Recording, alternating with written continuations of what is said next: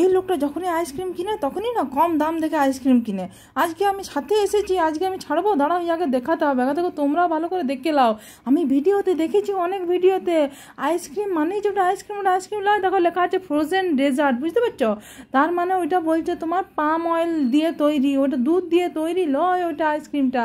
আর দেখো quality Waals নিয়েছে, দেখো এইখানে দেখো লেখা রয়েছে, দেখলে দেখলে দেখো ভালো করে দেখো, এই দেখো ফ্রোজেন ডেজার্ট লেখা রয়েছে, আইসক্রিম বলে লেখাই নাই। আর এগুলোকে আইসক্রিম মনে করে আমরা কম দাম দেখে কিনতে আসি। আর দেখো আমুলের আইসক্রিমটা দামটা একটু বেশি, ওই জন্য আমাকে গজগজ করছে।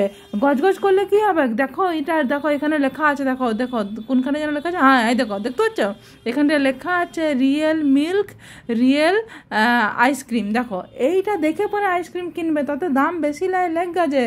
তবু উল্টাপাল্টা জিনিস ছেলেপুলের দিকে খাওয়ানো কি ঠিক বলো দেখি? হ্যাঁ, তারপরে নিজেও খাবো, দেখলে কেমন আইসক্রিমটা দাম বেশি করে নিলেও নাই। লিবে না তো কী হয়েছে, আমি এখান থেকে নিয়ে পরেই যাবো। এসেছি যখন সাথে করে, বলি আমরা ফুচকা আইসক্রিম কোল্ড ড্রিঙ্কস এগুলো ছাড়তে পারবো? হ্যাঁ, তোমাদের কে কার কী পছন্দ সেটা বলবে তো। আর দেখো পালিয়ে গেছে লোকটা, আমাকে ছেড়ে দিয়ে পরে পালা গেছে, ঘরের সামনে মল বটে, আর দেখো আইসক্রিম কিনে নিয়ে হেঁটে হেঁটে ঘর যাবো, তার কী রয়েছে।